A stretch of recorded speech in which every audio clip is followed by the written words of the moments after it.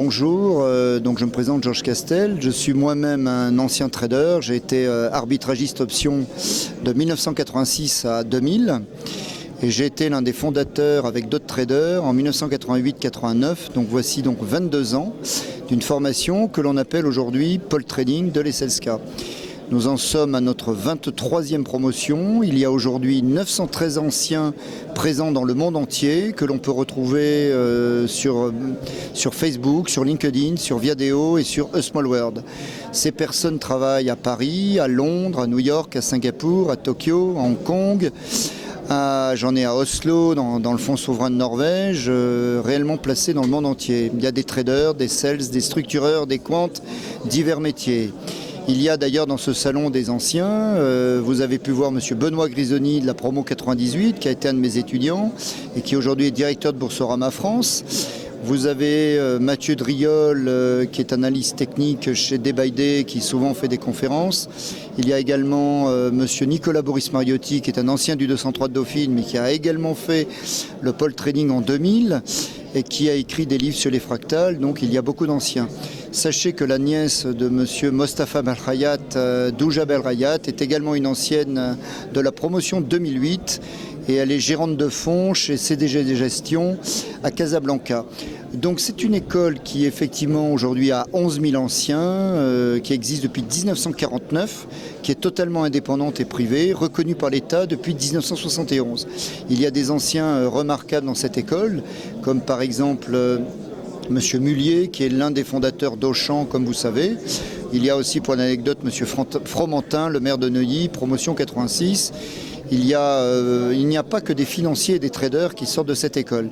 Nous avons également un programme d'intelligence économique qui s'appelle l'école de guerre économique et qui effectivement est leader en France dans le domaine de l'intelligence économique.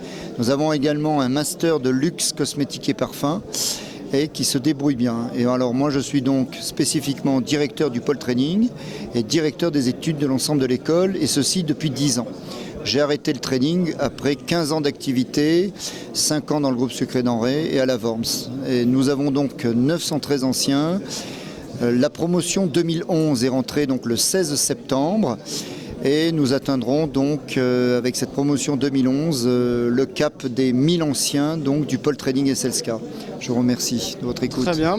J'ai juste quelques autres petites questions. Donc, par rapport à votre présence sur ce salon, quel est l'avantage pour vous? C'est l'exposition, c'est la rencontre avec de nouveaux étudiants potentiels? Alors, nouveaux étudiants potentiels. J'ai également rencontré des sociétés de prop trading basées à Genève qui sont d'ailleurs très intéressés par nos étudiants.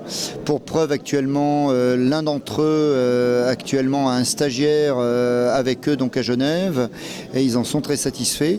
Donc il est vrai que moi je viens à la fois pour présenter notre programme, pour effectivement faire également une conférence. Donc tout à l'heure j'ai fait une conférence qui s'intitulait Vérité et contre-vérité sur les produits dérivés structurés, subprime et autres produits toxiques.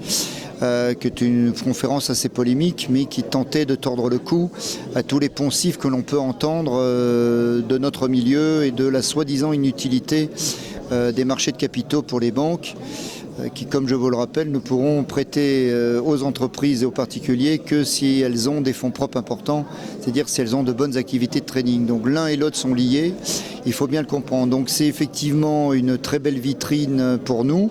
Nous, on est bien évidemment très heureux que dans un pays comme la France, qui a souvent eu historiquement des problématiques entre les relations entre l'économie, l'argent et le peuple français, sûrement liées à une longue tradition séculaire.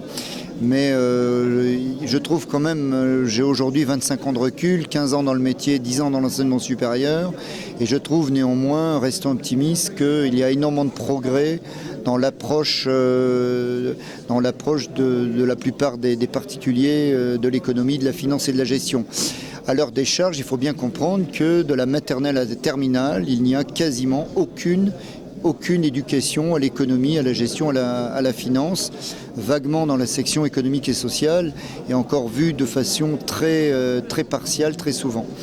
Voilà, c'est peut-être un des gros défauts de l'éducation en France, de n'avoir aucune initiation à l'économie, à la gestion, à la finance, de la maternelle à la terminale. J'insiste là-dessus, je n'étais pas le seul à le dire. Monsieur Pebro, ancien président de la BNP Paribas, l'avait notifié à plusieurs reprises. Il y a une éducation civique en France qui est très limitée, donc initiation au droit constitutionnel, mais peut-être qu'il serait bon, et d'en parler à l'éducation nationale, qu'il y ait une initiation au moins au collège ou au lycée, d'économie, de gestion et de finance, de comptabilité, de toutes ces problématiques qui sont, je dirais, le nerf de la guerre et le cœur des entreprises.